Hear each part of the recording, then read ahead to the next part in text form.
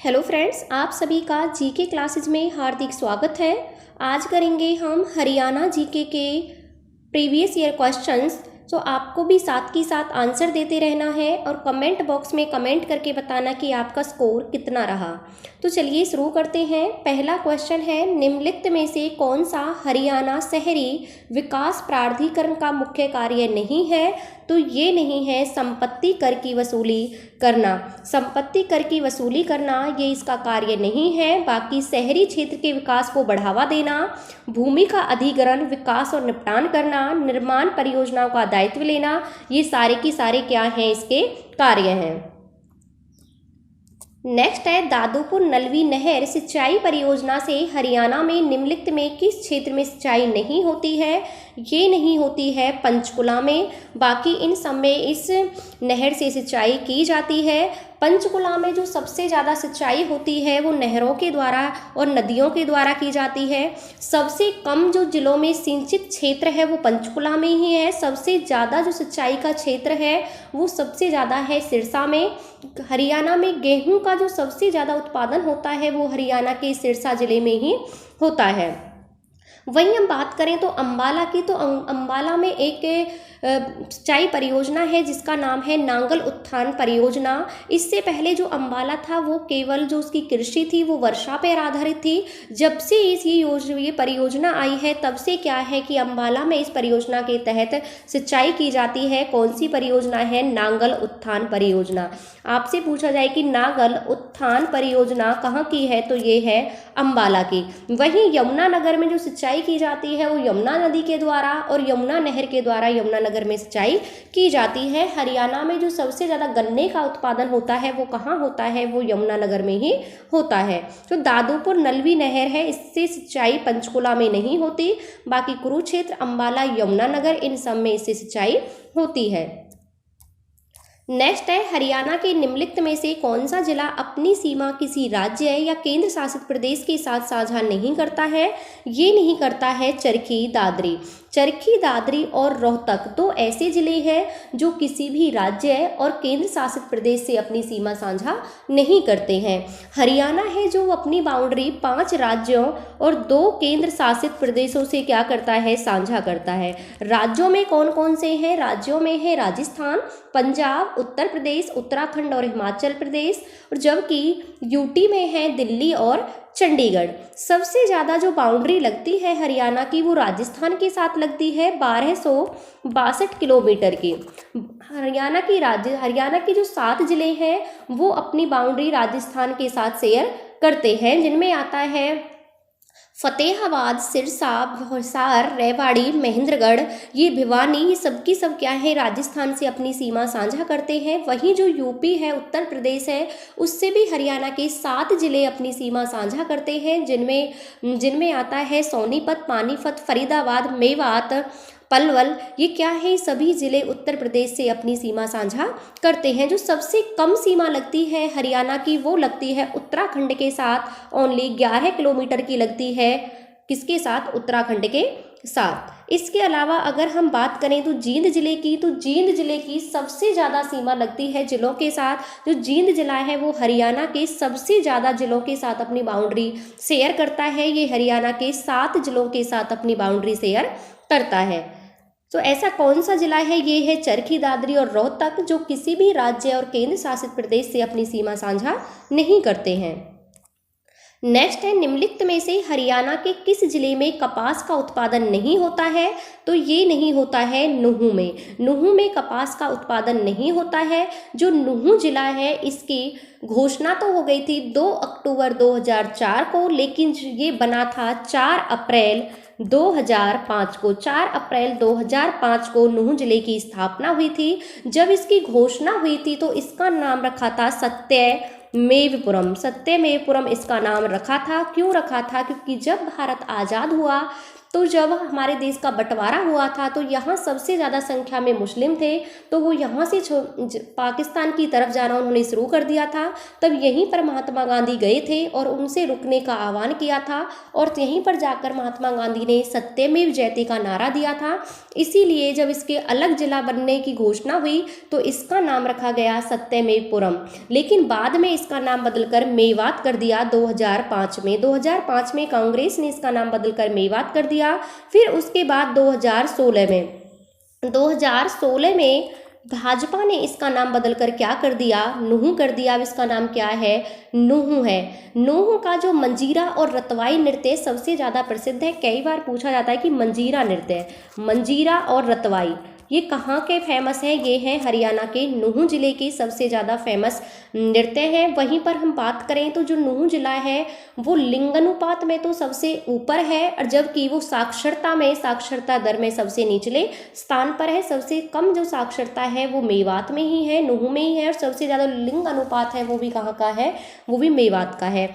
शेख मूसा की मजार है जो, वो भी कहाँ पर है, ये भी मेवात में है। हरियाणा का पहला चल न्यायालय, कई बार पूछा गया है कि हरियाणा का पहला चल न्यायालय कहाँ पर है, ये भी मेवात में है।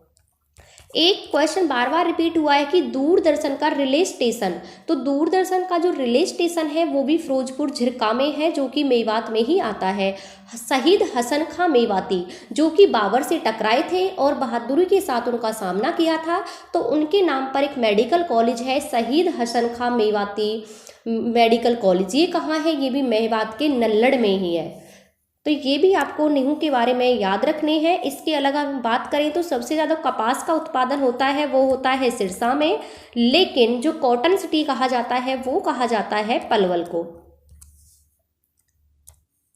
नेक्स्ट है हरियाणा की लूर नृत्य के बारे में निम्नलिखित में से कौन सा सत्य है। तो लूर नृत्य के बारे में सत्य है कि ये बांगर का एक प्रसिद्ध नृत्य रूप है। कैसा है, बांगर का नृत्य रूप है। इसके बाद है ये नृत्य पुरुषों द्वारा चांदनी रात में किया जाता है, नहीं, ये नृत्य पुरुषों द्वारा नहीं किया जाता। ये नृत्य किसके द्वारा किया जाता है, ये महिलाओं के द्वारा किया जाता है, क्योंकि जो लूर है, लूर का अर्थ ही क्या होता है, लूर का अर्थ होता है लड़के। तो ये नृत्य किसके द्वारा किया जाता है, महिलाओं के द्वारा किया जाता है। दूसरा, ये नृत्य जुलूस के साथ होता है, नहीं, क्योंकि इस नृत्य में प्रश्न और उत्तर पूछे जाते हैं, सिर्फ क्वेश्चंस और आंसर किए जाते हैं। यह नृत्य घेरे के भीतर जोड़े में किया जाता है, नहीं, क्योंकि इस नृत्य में पुरुष भाग नहीं लेते हैं।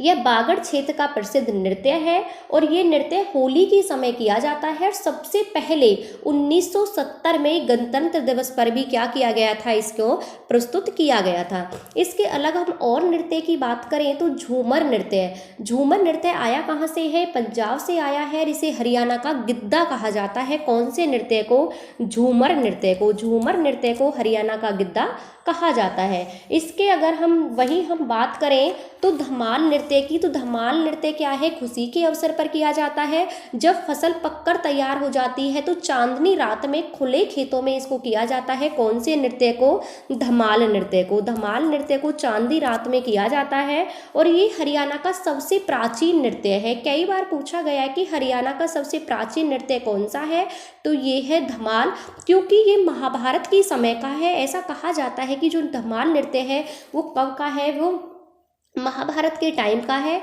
अगर हम हरियाणा में बात करें तो महेंद्रगढ़ और झज्जर में सबसे ज़्यादा लोकप्रिय नृत्य है। और जो एक आता है खेड़ा नृत्य। खेड़ा नृत्य कब किया जाता है, किसी बुजुर्ग की मृत्यु के पर शोक के अवसर पर किया जाता है। कौन सा नृत्य, खेड़ा नृत्य। वहीं फाग नृत्य जो है वो फागुन के महीने में किया जाता है। ये स्त्री पुरुष दोनों के द्वारा किया जाता है।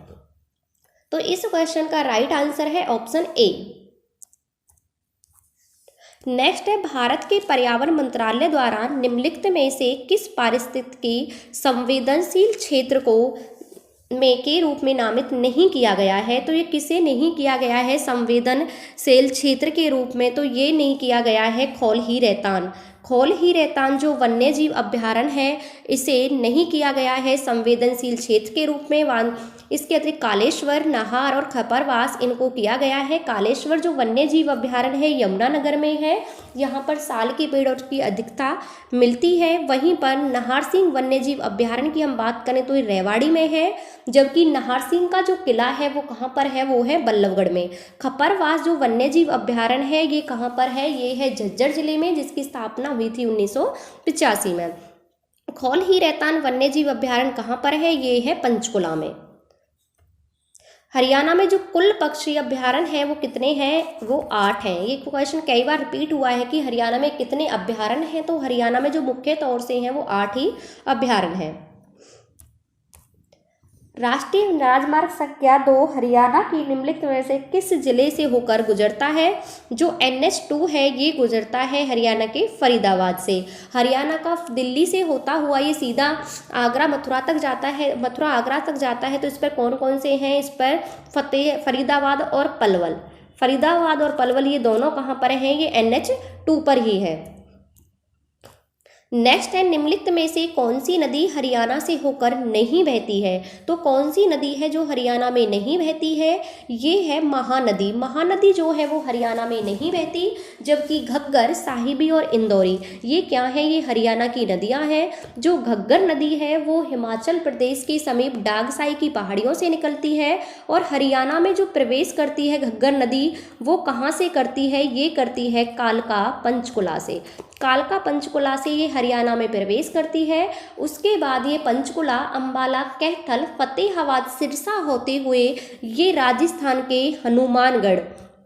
हनुमानगढ़ जिले में प्रवेश कर जाती है। कौन सी नदी, घग्गर नदी। और इस पर कई बांध बने हुए हैं, जैसे कि दीवानवाला, छामला बांध, ओट्टू बांध। ओट्टू बांध तो कई बार रिपीट हुआ है कि ओट्टू जो बांध है वो कौन सी नदी पर है, तो घग्गर नदी पर है। अगर हम जिले की बात करें तो कौन से जिले में है, ये है सिरसा जिले में। वहीं जो साहिबी नदी है ये राजस्थान की मनोहर और जीतगढ़ की पहाड़ियों के पास से निकलती है। जीतगढ़ की पहाड़ियों के पास से निकलती है। और हरियाणा में कोट कासिम है, कहाँ पर, रेवाड़ी में। हरियाणा के कोट कासिम रेवाड़ी से ये हरियाणा में प्रवेश करती है। कौन सी नदी, साहिबी नदी। और इसी पर बना हुआ है मसानी बैराज। मसानी जो बांध है यानी मसानी जो बैराज है वो कौन सी नदी पर बना हुआ है, ये बना हुआ है साहिबी नदी पर। वहीं हमें इंदौरी नदी की बात करें तो ये भी मेवात की पहाड़ियों से इंदौरी किले के पास से निकलती है, इसीलिए इसका नाम इंदौरी नदी पड़ा है। आगे जाकर ये 2 भागों में बढ़ जाती है। इसकी एक जो शाखा है वो कहाँ से, वो पटौदी गुरुग्राम से क्या है, हरियाणा में प्रवेश करती है। और कौन सी नदी में मिल जाती है, ये आगे जाके साहिबी नदी में मिल जाती है। और एक जो शाखा है इसकी वो रेवाड़ी से प्रवेश करती है, और वो कहाँ पर मिल जाती है, दोनों ही शाखाएं आगे जाकर साहिबी नदी में मिल जाती हैं। तो इस क्वेश्चन का राइट आंसर है महानदी हरियाणा की नदी नहीं है। नेक्स्ट है, समुद्रगुप्त काल के सिक्के हरियाणा के किस स्थान पर पाए गए हैं। जो समुद्रगुप्त काल के सिक्के हैं वो हरियाणा के पाए गए हैं मीठाथल, भिवानी मीठाथल में ये पाए गए हैं। वहीं हमें सोनीपत की बात करें तो सोनीपत से पाए गए हैं हर्ष के समय के। जो हर्षवर्धन था, हर्षकालीन जो सिक्के हैं वो कहाँ से मिले हैं, वो मिले हैं हमें सोनीपत से। सुध पड़ता है यमुनानगर में, तो सुध यमुनानगर से हमें सबसे पहले संगीत के जो साक्ष्य मिले थे वो कहाँ से मिले थे, सुध यमुनानगर से ही मिले थे। नेक्स्ट है, हरियाणा के निम्नलिखित में से कौन सा जिला अपनी सीमा सिर्फ केंद्र शासित प्रदेश के साथ साझा करता है। तो कौन सा ऐसा जिला है जो कि अपनी सीमा सिर्फ केंद्र शासित प्रदेश के साथ साझा करता है, तो ये है झज्जर जिला। झज्जर और गुरुग्राम 2 ऐसे जिले हैं जो अपनी सीमा किसी अन्य राज्य के साथ तो शेयर नहीं करते हैं, लेकिन ये दोनों की दोनों केंद्र शासित प्रदेश के साथ अपनी सीमा साझा करते हैं। और वो केंद्र शासित प्रदेश कौन सा है, वो है दिल्ली के साथ ये दोनों अपनी सीमा साझा करते हैं। बाकी इनकी सीमा किसी अन्य राज्य के साथ नहीं लगती है। नेक्स्ट है, हरियाणा का कौन सा शहर वैज्ञानिक उपकरणों का सबसे बड़ा उत्पादक है और इसे हरियाणा का विज्ञान नगर कहा जाता है। तो ये कौन सा है, ये है आपका अंबाला, क्योंकि अंबाला क्या है, अम्बाला विज्ञान नगरी के नाम से हम इसे जानते हैं। इसे मिक्सी सिटी, वैज्ञानिक सिटी, इलेक्ट्रॉनिक सिटी कहा जाता है। कौन किसको? अम्बाला को, क्योंकि अम्बाला में भारत के जो वैज्ञानिक उपकरण है उसका 35% जो है उसका उत्पादन कहाँ होता है? अम्बाला में ही किया जाता है, इसलिए इसे विज्ञान नगरी के नाम से जानते हैं। अम्बाला शहर की उत्पत्ति के बारे में कई मान्यता है। इसका नाम क्यों पड़ा? कभी कहा जाता है कि आमों की अधिकता के कारण, क्योंकि अम्बाला में सबसे ज़्यादा आम मिलते हैं, इसीलिए इसका नाम अम्बाला पड़ा। कुछ कहते हैं कि अम्बाला शहर की उत्पत्ति महाभारत की जो अम्बालिका है, अम्बालिका के नाम पर क्या हुई है? अम्बाला की का नाम पड़ा था अम्बाला जिले का। इसके अगर हम बात करें तो एक है डिस्ट्रिक्ट गजेटियर, उसके अनुसार वो कहते हैं, उनमें कहा गया है कि 14वीं शताब्दी में अम्बा राजपूत थे और उन्होंने इसकी स्थापना करी थी, उन्हीं के नाम पर इसका नाम क्या पड़ा था? अम्बाला पड़ा है। नेक्स्ट है हरियाणा गोवंश संरक्षण गौ संवर्धन अधिनियम कब लागू किया गया? ये किया गया 2015 में। 2015 में इसे हरियाणा में लागू किया गया और हरियाणा ऐसा करने वाला भारत का पहला राज्य बना था। लाला लाजपत राय की सामाजिक और राजनीतिक गतिविधियों का केंद्र कौन सा था? तो ये था हिसार। हिसार जो है वो क्या है? वो लाला लाजपत राय की गतिविधियों का क्या था? केंद्र था। लाला लाजपत राय हिसार में ही सबसे पहले कांग्रेस की शाखा लेकर आए थे। कब लेकर आए थे? 1887 में। 1887 में सबसे पहले जो कांग्रेस की शाखा लेकर आए थे वो लाए थे लाला लाजपत राय हिसार में। इसके बाद 1888 में जो कांग्रेस का अधिवेशन हुआ था इलाहाबाद में, उसमें भी हरियाणा से लाला लाजपत राय ने ही वहाँ पर पार्टिसिपेट किया था। इसके बाद 1886 में हिसार में आर्य समाज की शाखा लेकर आए थे कौन? लाला लाजपत राय। और उसके बाद हिसार में जो नागौरी गेट है, हिसार में जो नागौरी गेट है, तो नागौरी गेट पर आर्य समाज मंदिर का निर्माण किसने करवाया था? आर्य समाज मंदिर का निर्माण लाला लाजपत राय ने ही कराया था। लाला लाजपत राय की कर्मभूमि हिसार थी और हिसार में उन्होंने 11 साल तक वकालत की थी लाला लाजपत राय ने।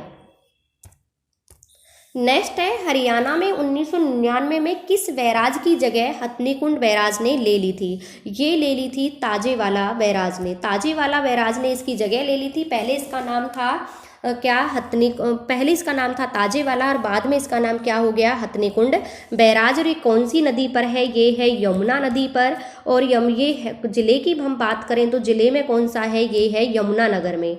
यमुनानगर जिले में ये यमुना नदी पर है कौन सा? ताजेवाला बैराज। यमुना नदी है जो वो बंदरपूछ की पहाड़ियों से निकलती है और हरियाणा में वो यमुनानगर के कलेसर ताजेवाला के पास से ही ये हरियाणा में प्रवेश करती है। कौन सी नदी? यमुना नदी। और ये ही हरियाणा और उत्तर प्रदेश के बीच 320 किलोमीटर की क्या बनाती है? सीमा बनाती है। ये एक 12मासी नदी है क्योंकि इसमें 12 महीने क्या होता है? पानी रहता है। वर्तमान में जो हरियाणा है वो यमुना नदी के किनारे बसा हुआ राज्य है। कई बार पूछा गया है कि हरियाणा कौन सी नदी के किनारे बसा हुआ है, तो ये बसा हुआ है यमुना नदी के किनारे। अगर हम प्राचीन समय की बात करें तो वो कौन सी नदी के किनारे बसा हुआ था? सरस्वती नदी के किनारे बसा हुआ था। लेकिन अब जो सरस्वती नदी है वो क्या है? वो विलुप्त हो चुकी है। तो अब ये कौन सी नदी के किनारे है? अब ये है यमुना नदी के किनारे। तो ताजेवाला बैराज वो कहाँ पर है? ये है यमुनानगर में।